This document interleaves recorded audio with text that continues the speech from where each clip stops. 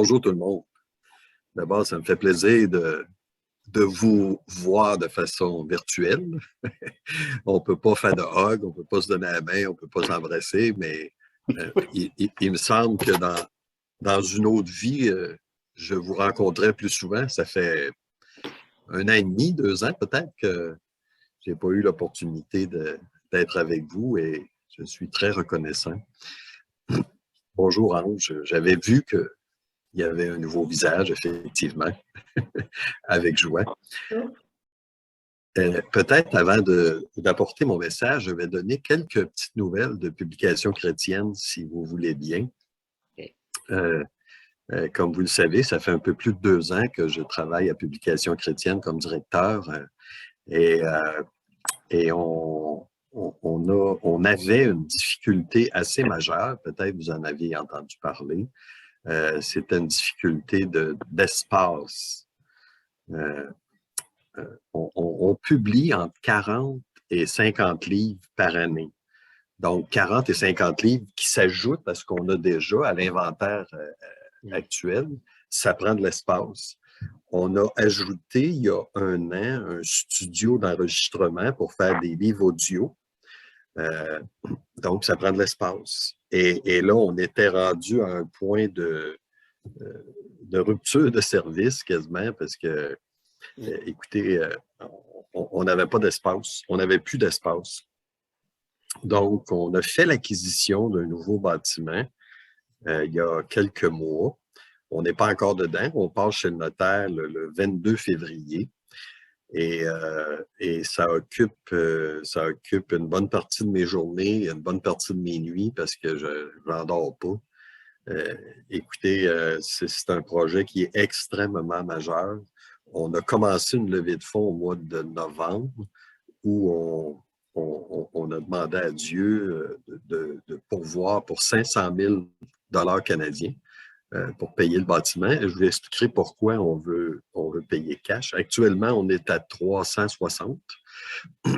Donc, il reste on est très, très reconnaissant au Seigneur, mais il reste encore un peu un petit gap à couvrir, mais vous savez, dans Jean 6, c'est marqué quand le Seigneur est devant une foule pour les nourrir, il demande à Philippe où achèterons-nous les pains pour tant de monde. Tu sais, il n'y avait pas de dépanneur, il n'y avait pas de take-out, là, comme on dit.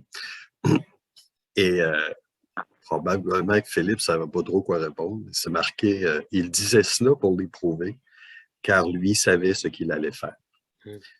Actuellement, je suis dans la première partie du verset. Il fait cela pour nous éprouver. Mais la deuxième est tout aussi vraie encore en 2022, car lui sait ce qu'il va faire. On peut s'appuyer sur le Seigneur et on a la confiance qu'il va pourvoir. Et on a reçu cette semaine. Écoutez, j'ai commandé au mois de novembre, j'ai commandé 5000 commentaires du disciple, pas du disciple, commentaires du chercheur Nouveau Testament. Je ne sais pas si ça vous dit quelque chose, c'est le commentaire brun en 2 volumes. Et au moment où je l'ai commandé, je savais que quand on allait le recevoir, je n'avais pas de place pour le mettre. On n'avait pas de place. Et finalement, les commentaires sont arrivés ce mercredi et on a pu les emmagasiner au nouveau bâtiment. Parce que sinon, évidemment, on ne les aurait pas laissés dehors, mais on aurait été obligé de louer un petit entrepôt entre-temps parce qu'on n'avait pas de place. Il y a actuellement aussi 5000 volumes, la théologie systématique de M. MacArthur, le gros volume blanc, qui est probablement en quelque part sur l'océan Pacifique et qui s'en vient vers chez nous. Ça a été imprimé en Chine. Et là aussi, on n'a pas de place pour les mettre, donc on va les mettre dans le nouveau bâtiment. On a aussi 5000 commentaires du disciple de M. McDonald, le gros volume bleu sur toute la Bible qui s'en vient. C'est la même chose, on n'aura pas de place. Donc, on n'a pas le choix de faire ça. Et on sent que le Seigneur est derrière nous, que le Dieu a levé, est en train de lever une armée pour nous soutenir, et financièrement et dans la prière. On est extrêmement reconnaissant. Mais comme je vous dis, moi, là, un marteau, vous savez, je suis pas trop sûr sur quel bord il faut le tenir. Fait que penser à des plans d'aménagement, l'électricité, le réseau, les murs, les vitres, c'est au-delà de ce que... Mais heureusement, on travaille avec un architecte, on n'a pas le choix parce que c'est un bâtiment commercial et on ne peut pas juste dire on est une gang de frères puis on va faire ça à la bonne fraquette, ça ne marche pas comme ça. Donc, on est obligé d'y aller avec des professionnels, mais ça veut dire que la facture augmente plus rapidement. Donc, voilà. C'est ça pour... Mais il y en a un projet, écoutez, un projet qui m'excite encore plus que celui du bâtiment. Euh, on a à cœur l'Afrique. On a à cœur de servir l'Église en Afrique et en Haïti. Moi, là, je ne vous cacherai pas qu'il n'y a pas... à chaque semaine, pour ne pas exagérer, là, à chaque semaine, je repense au moment où on va paraître devant le tribunal de Christ. Vous savez qu'on va tous paraître devant le tribunal de Christ pour rendre compte de nos œuvres. Et ce n'est pas la question de savoir si on est sauvé ou pas, mais qu'est-ce qu'on aura fait durant notre vie, durant notre ministère. Et j'attends la question du Seigneur qui va me demander, qu'est-ce que tu as fait, toi, avec Publication chrétienne, pour mon Église en Afrique, pour mon Église en Haïti, pour ceux qui étaient moins bien nantis, qu'est-ce que tu as fait? On a à cœur de servir l'Afrique et on a un projet très, très concret en 2022, cette année, de Daniel Anderson, qui travaille pour nous, est allé au mois de novembre au Togo. Et on est en train de bâtir bâtir, c'est un grand mot, là, de construire un réseau de distribution. On veut presque donner, mais on va dire vendre. Il y a des gens qui nous déconseillent de donner en Afrique parce que les gens, qu'est-ce que vous voulez, ces gens-là veulent manger, ces gens-là veulent payer leur loyer et ils prennent les ressources qui sont données puis ils vont les revendre. Donc, à ce moment-là, on perd l'objectif de servir les anciens, les ouvriers, les pasteurs. Donc, on est en train de penser à une bibliothèque de actuellement 35 volumes, incluant des commentaires, incluant beaucoup de livres de M. MacArthur, parce qu'on travaille en collaboration avec Grace to You. Donc, on veut faire 1000 boîtes.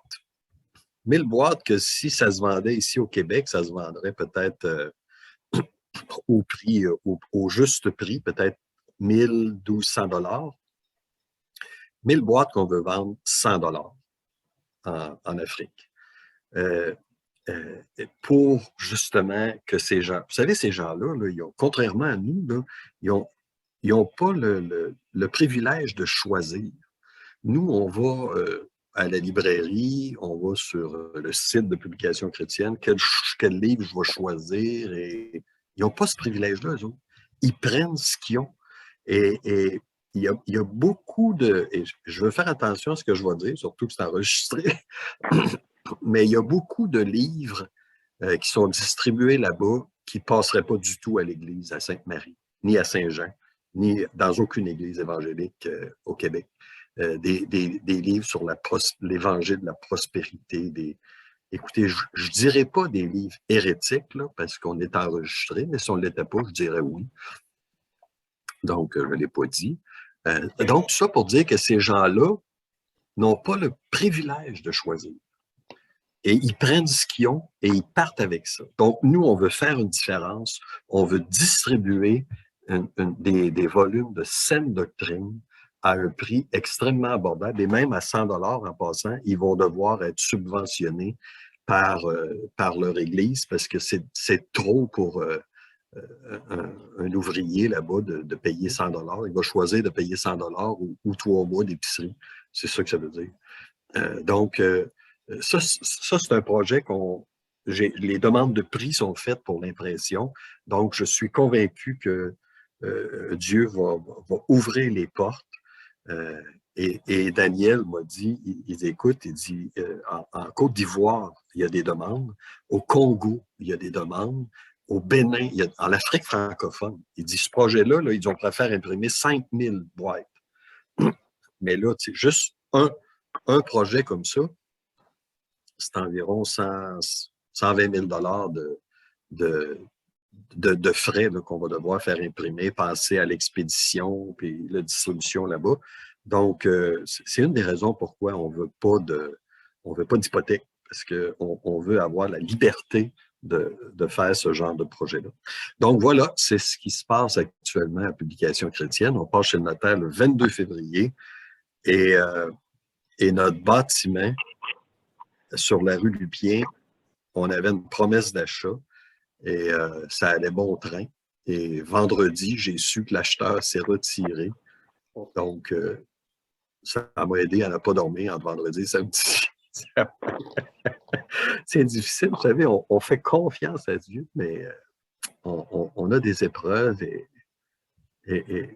Dieu nous dit, regarde, laisse faire, je m'en occupe.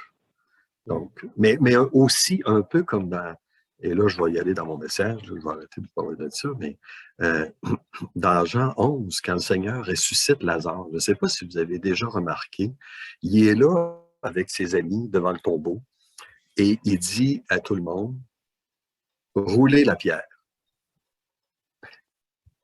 Ce que les gens peuvent faire, il ne fait pas. Ce que les gens ne peuvent pas faire, il fait. Donc, nous, on doit rouler la pierre. Et lui va s'occuper du reste. Ça ne veut pas dire qu'on reste assis, les bras croisés comme ça dans la chaise, puis on attend que tout arrive et on va dire « Ah, merci Seigneur ». C'est pas comme ça que ça marche. Mais on a confiance un peu comme ces gens-là qui ont roulé la pierre. Ils devaient se dire j'espère qu'il va faire ce qu'il faut parce que nous autres, plus que ça, on ne peut pas. Là. Et on a cette confiance-là aussi. On ne dit pas j'espère qu'il va faire ce qu'il faut. On dit Seigneur, émerveille-nous avec tes projets, avec ce que toi, tu sais que tu vas faire. Dans Habakkuk, il dit, je ferai, en beau jour, je ferai une œuvre que vous ne croiriez pas, même si on vous la racontait. Et c'est ce qu'on attend. Donc voilà, merci de prier pour ces deux projets-là, le bâtiment et aussi le projet en Afrique. Le partage que j'ai à vous faire ce matin, le petit message, c'est dans 2 Corinthiens 6. 2 Corinthiens 6 et au verset 14. À partir du verset 14, on va lire jusqu'au premier verset du chapitre 7.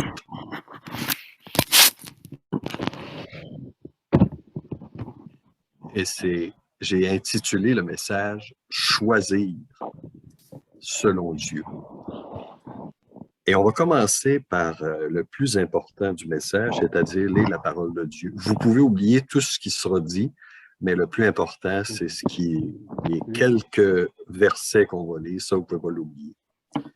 Donc, 2 Corinthiens 6 au verset 14, « Ne vous mettez pas avec les infidèles sous un joug étranger.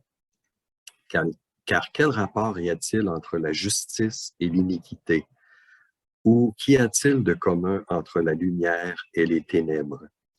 Quel accord y a-t-il entre Christ et Bélial? Ou quelle part a le fidèle avec l'infidèle? Quel rapport y a-t-il entre le temple de Dieu et les idoles? Car nous sommes le temple de Dieu, du Dieu vivant, comme Dieu l'a dit. J'habiterai et je marcherai au milieu d'eux. Je serai leur Dieu et ils seront mon peuple. C'est pourquoi sortez du milieu d'eux et séparez-vous, dit le Seigneur.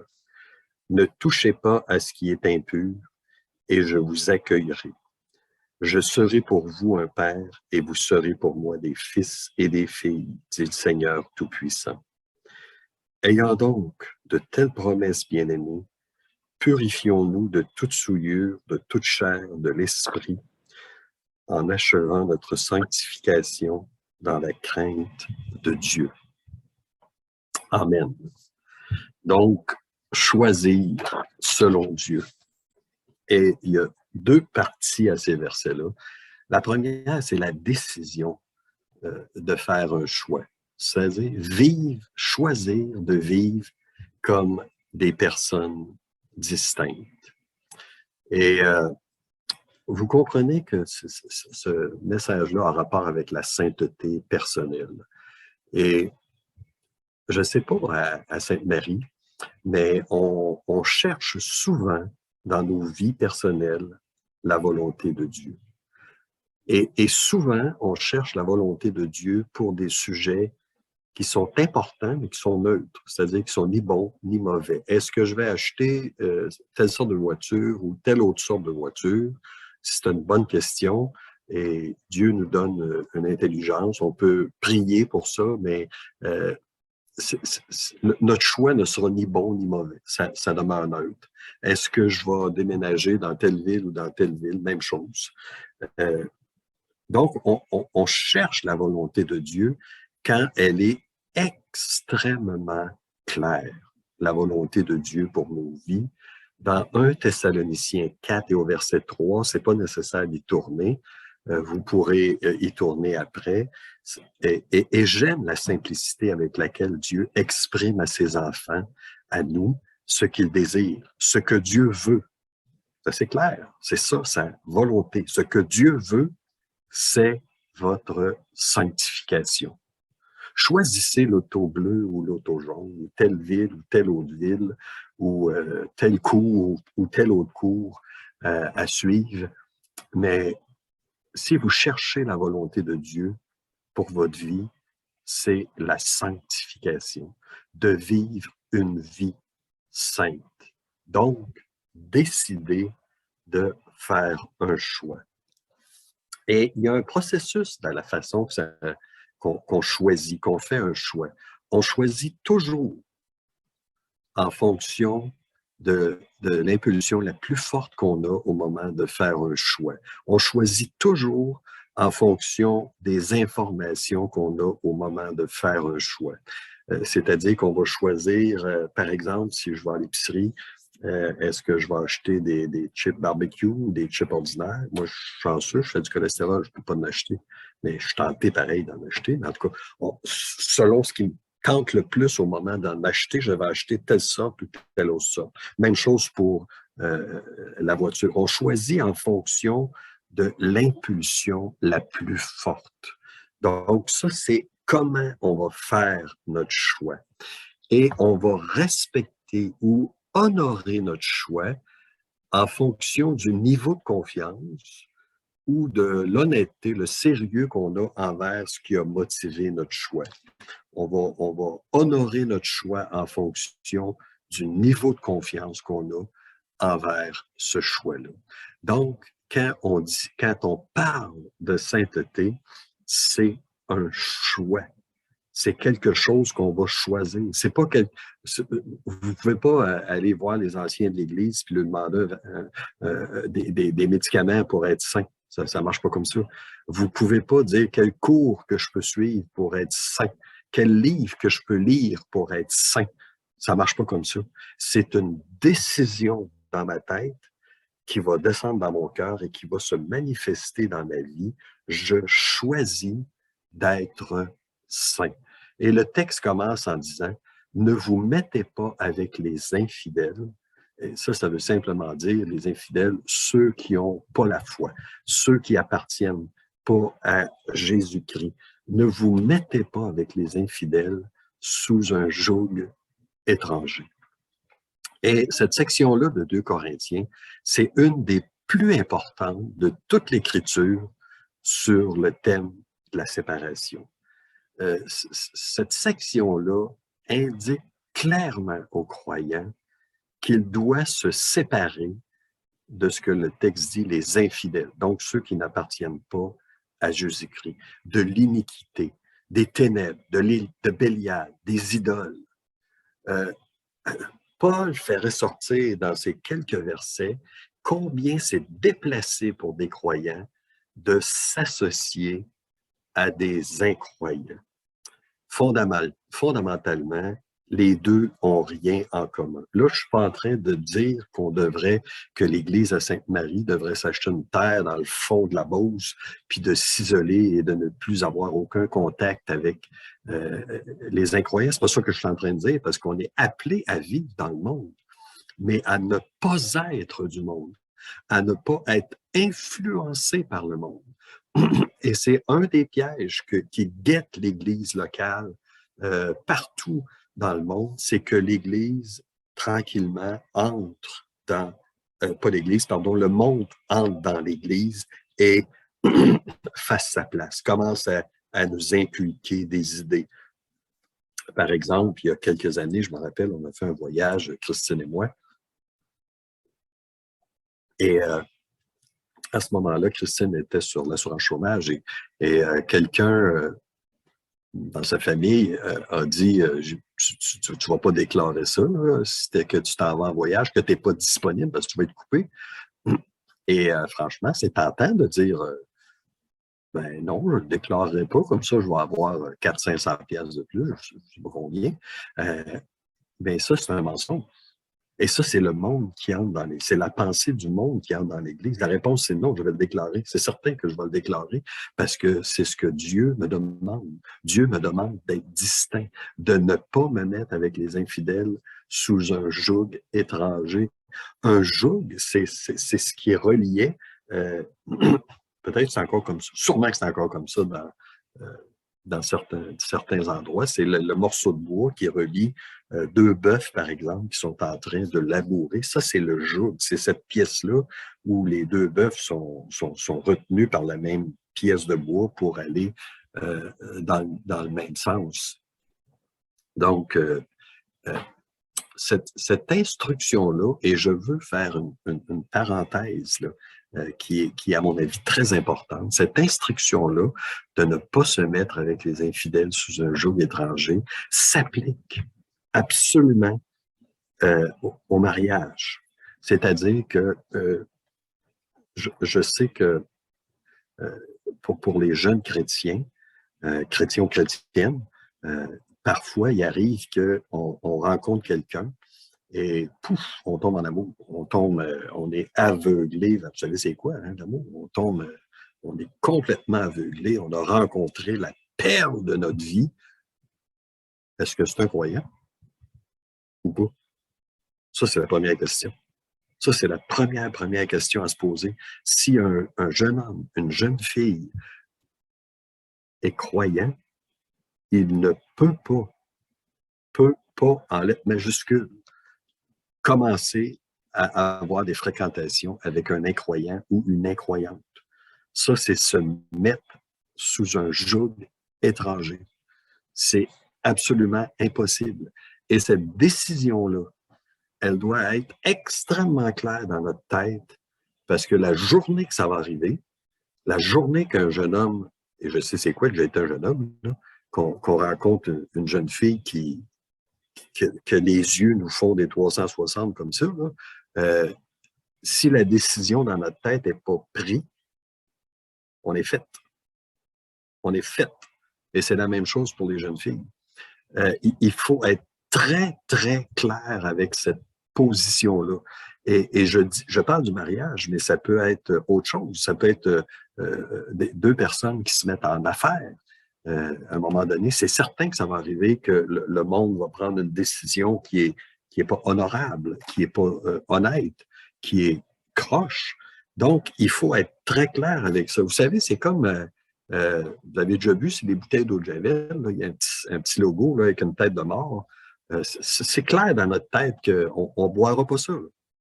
C'est sûr, sûr, sûr. Il y a le petit logo, là. À partir du moment que j'ai vu le petit logo, ça veut dire que je ne touche pas à ça. Mais c'est pareil avec cette idée-là d'avoir des relations. Quand je dis une relation, là, je parle de commencer à sortir ensemble, une relation dans l'objectif éventuellement de se marier. Et évidemment, on est un petit peu intelligent. Hein? Je ne sais pas si ça vous est arrivé chez vous, mais nous autres, ça nous est arrivé à notre église. Ou ça arrive, un jeune homme tombe amoureux d'une jeune fille qui n'est pas croyante, mais l'objectif, c'est de l'évangéliser. Hein, ça, c'est le plan B. Il se fait à croire qu'il va essayer de l'évangéliser, que la personne va se convertir et que tout va rentrer dans l'ordre. Et ça se peut. J'ai vu ça, ça se peut. Mais c'est pas ça que Dieu demande. À partir du moment qu'on s'engage dans ça, on désobéit à Dieu.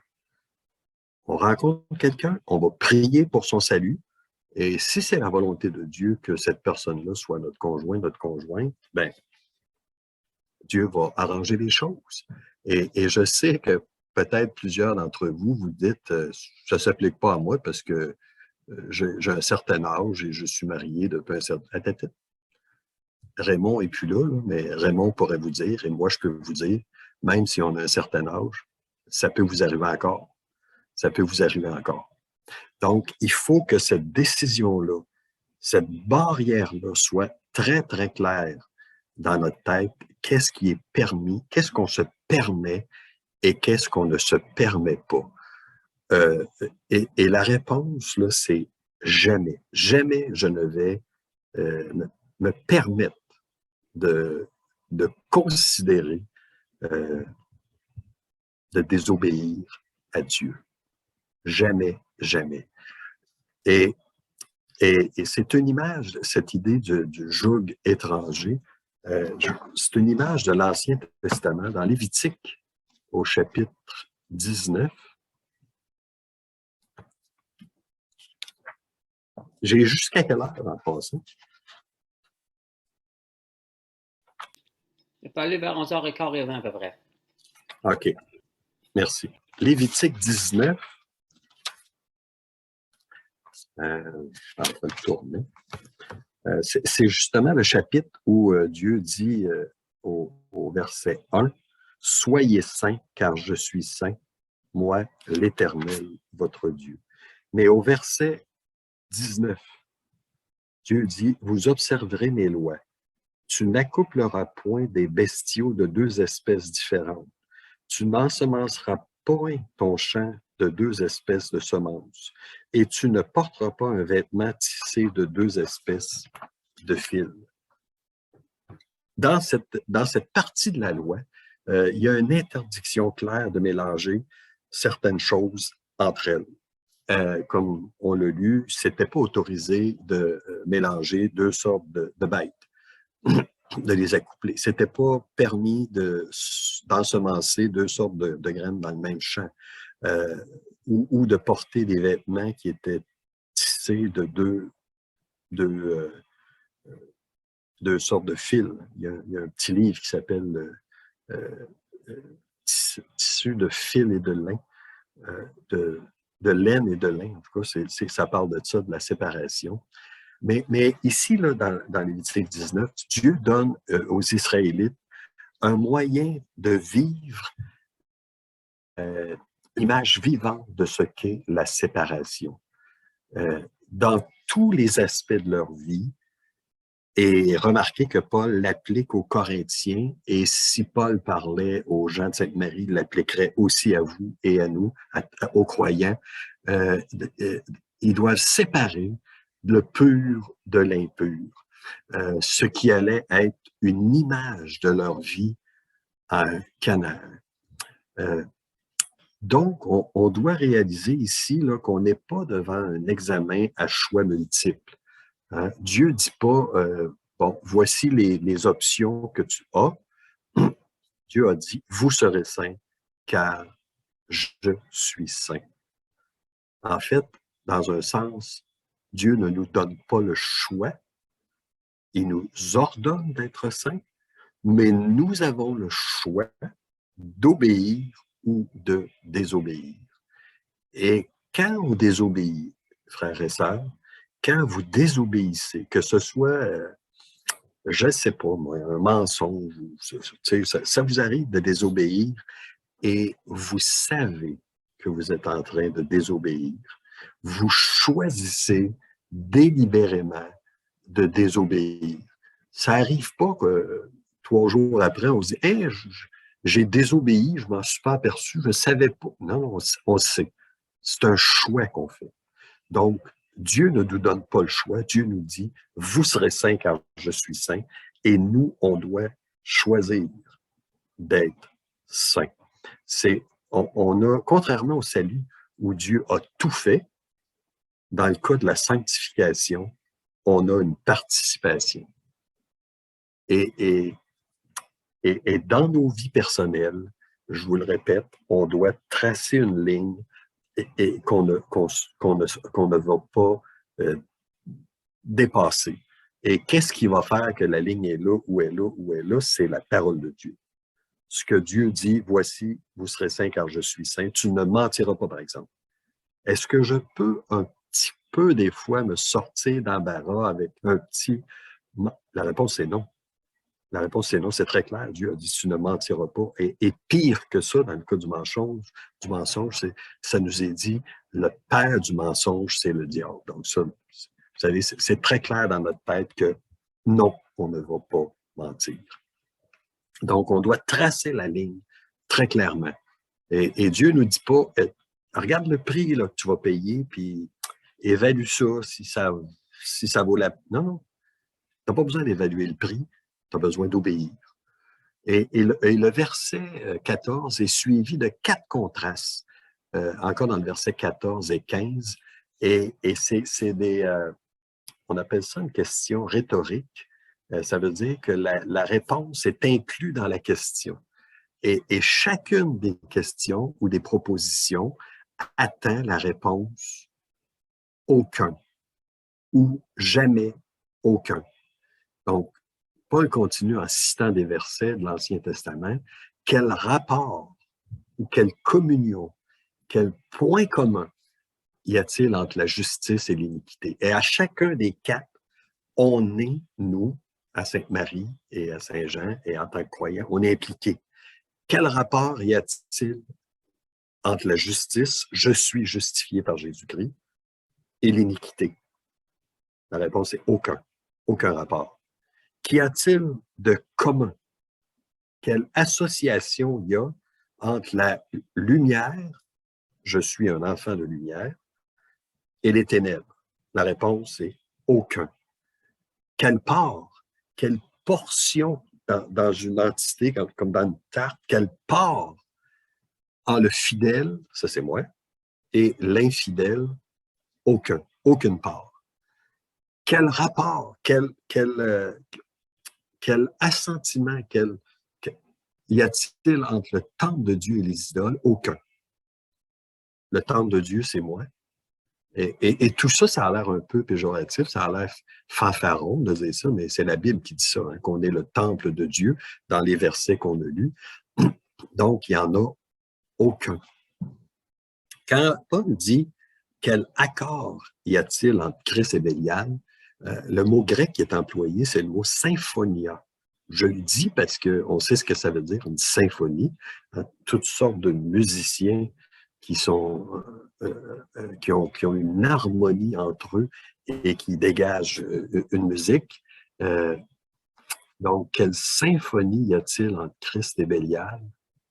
Aucune. Aucune. Quelle partie de la vie que Dieu a donnée à son peuple, un croyant a-t-il avec un incroyant? Aucun. On doit être séparés, être distincts des incroyants. Et quand je dis des incroyants, on comprend que c'est pas tous des bandits, puis c'est pas tous des violeurs d'enfants, puis des... Non, non, non, non. Il y a des bonnes personnes dans ça. Mais nos valeurs à nous ne sont pas déterminées par la bonne morale de la société, mais par les enseignements de la parole de Dieu. Et Paul va continuer en disant, car nous sommes le temple du Dieu vivant. Vous voyez que là, Paul parle, il commence à employer le pronom personnel « nous ». Donc, il inclut les Corinthiens, les gens de Sainte-Marie. Nous sommes le peuple de Dieu. Je ne sais pas si vous réalisez que vous êtes le peuple de Dieu. Et non seulement ça, mais que Dieu habite en vous. Donc, on doit faire un choix. Et ce choix-là a des implications, et c'est la deuxième partie.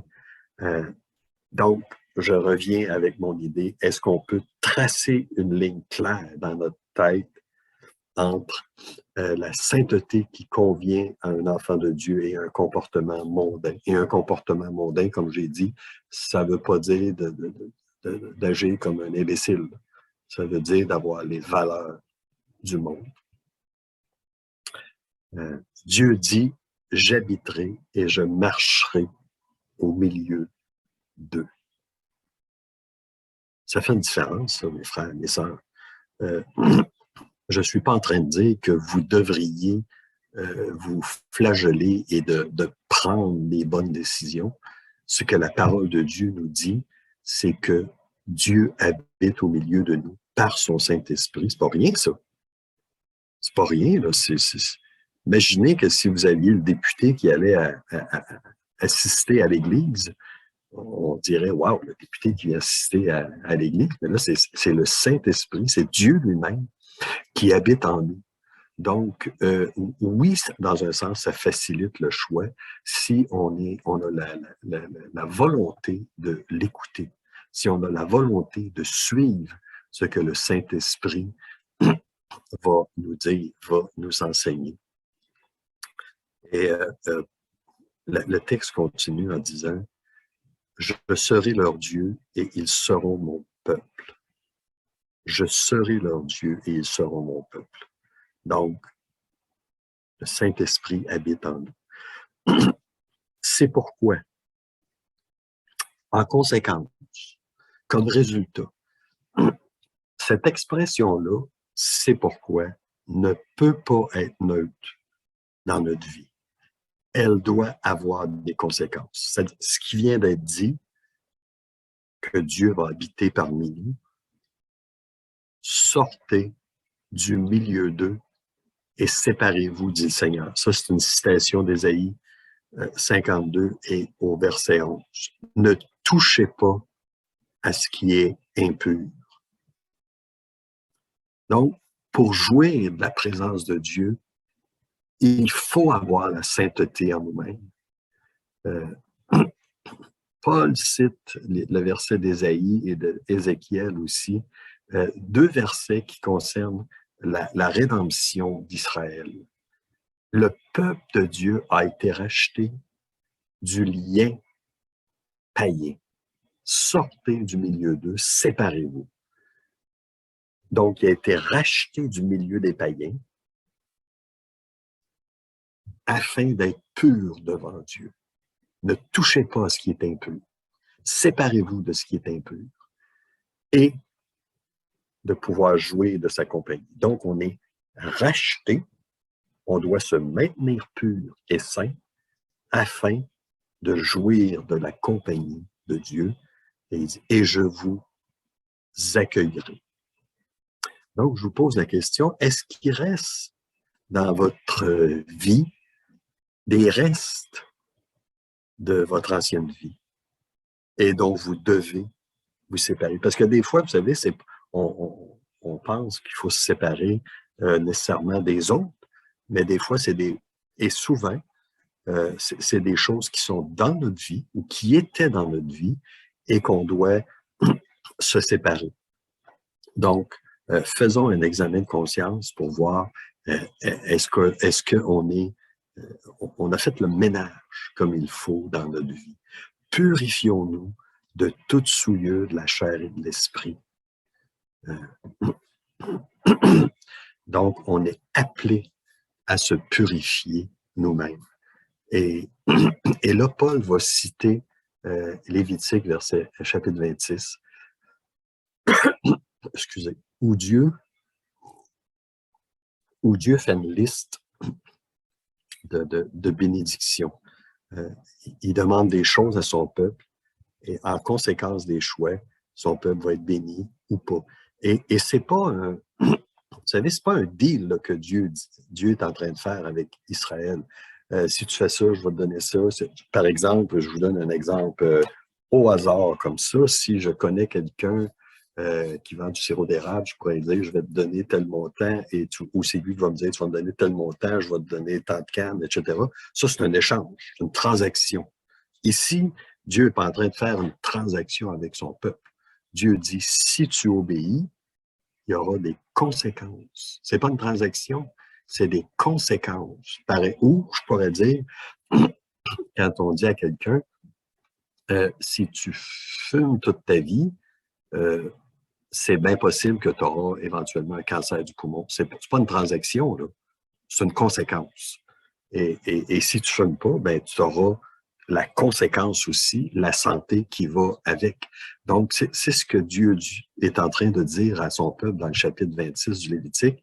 Il y aura des conséquences positives ou négatives à ton obéissance ou à ta désobéissance. Donc, purifions-nous de toute souillure de la chair et de l'esprit. Comme je vous dis, c'est pas un exercice passif qu'on est en train de faire. On n'est pas assis en train de se demander est-ce que ça va m'arriver? Est-ce que je serai purifié? C'est quelque chose que je dois m'impliquer dedans. C'est quelque chose que je dois faire. Et dans le chapitre 26 du Lévitique, le dernier verset, Dieu dit tels sont les statuts, les ordonnances et les lois que l'Éternel établit entre lui et les enfants d'Israël sur la montagne du Sinaï. Donc, ça montre clairement que tout le passage concerne la relation entre Dieu et son peuple, Israël. Il est important que ce soit appliqué aux Corinthiens en tant que peuple de Dieu et aux croyants de Sainte-Marie aussi. Dieu établit la relation entre lui et son. On ne peut pas avoir une relation avec Dieu et vivre dans le péché constamment. Oui, si ça nous arrive de tomber, et ça va nous arriver, Dieu va pardonner. Dieu est un Dieu qui pardonne.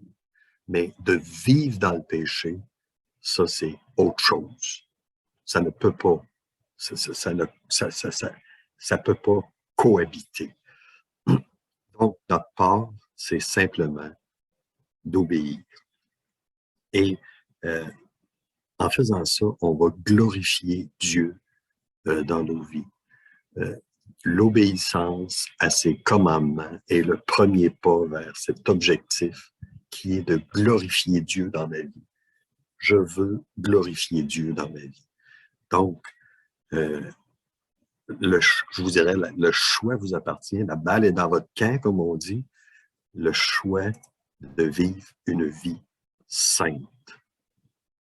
C'est un choix qu'on a à faire et je vous le répète, on choisit toujours selon l'inclinaison la plus forte de notre cœur ou de notre volonté au moment de faire un choix.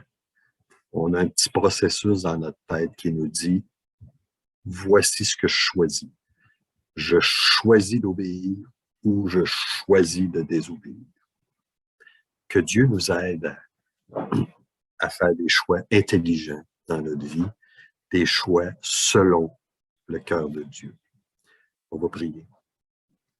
Notre Dieu et Père, encore une fois, on est reconnaissant pour votre parole qui nous enseigne, votre parole qui nous abreuve, qui nous nourrit et qui nous interpelle aussi, qui nous demande de prendre position dans cette société déchue. Et on vous demande de nous aider par votre Saint-Esprit, de nous aider à faire les bons choix, à faire les choix qui vont vous honorer, qui vont faire de nous des croyants qui sont saints, qui sont sanctifiés et qui veulent vivre une vie qui vous honore. Nous voulons être saints car vous êtes saints. Dans le nom précieux du Seigneur Jésus. Amen.